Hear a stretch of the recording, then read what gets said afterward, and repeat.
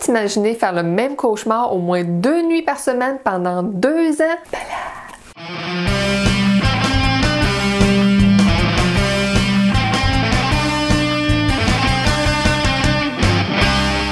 Salut, je m'appelle Marilyn et bienvenue à ma première capsule BD. Alors, on va commencer en lion, ou plutôt en loup, avec la BD Le Domaine Grilloire de Michel Falardeau, qui est un récit en 2 tomes. Et oui, ça parle de loups, de cauchemars et d'événements paranormaux. Noah est une jeune fille qui a connu une expérience traumatisante lors d'une escapade en camping. Elle se fait attaquer et écorcher par une créature qu'elle croit être un loup, perd connaissance et se réveille dans un parc une trentaine de kilomètres plus loin. Depuis cet incident survenu il y a maintenant 2 ans, Noah refait toujours le même cauchemar où elle revit toujours la même scène d'horreur. Et même si personne dans son entourage ne semble à croire que tout ça soit réellement arrivé, elle a de profondes cicatrices dans le dos pour le prouver. Mais Noah n'est pas le genre de fille à jouer la victime.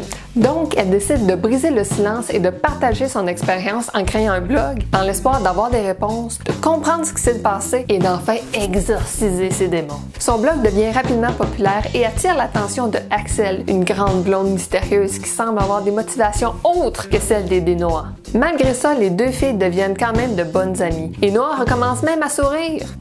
Mais pour Axel, elle vit un véritable conflit interne. D'un côté, elle aime beaucoup Noah, mais de l'autre, elle a un secret. Elle sait quelque chose. Et Noah s'en rend compte. Est-ce que Axel était dans la forêt il y a 2 ans? Qui est-elle réellement? Et pourquoi veut-elle empêcher Noah d'apprendre la vérité? Évidemment, je vais pas brûler le punch, tu sais. J'ai bien aimé l'intrigue et surtout les personnages qui sont dessinés de façon très expressive, presque exagérée, mais j'ai trouvé que ça collait bien avec l'ambiance déjantée des cauchemars de Noah. J'en dis des beaux mots, je suis le même, moi. Bref, une œuvre graphique à la fois dynamique et originale.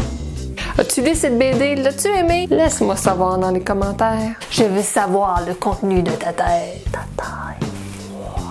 Et voilà, ceci était ma première capsule BD. J'espère que ça n'a pas été aussi gênant à regarder que ça l'a été pour moi à filmer. Sur ce, je te souhaite une excellente journée. On se revoit dans une prochaine capsule. Bye bye. Briser mon funk. Mon funk. Mon funk. Mon funk. Comment pas, toi?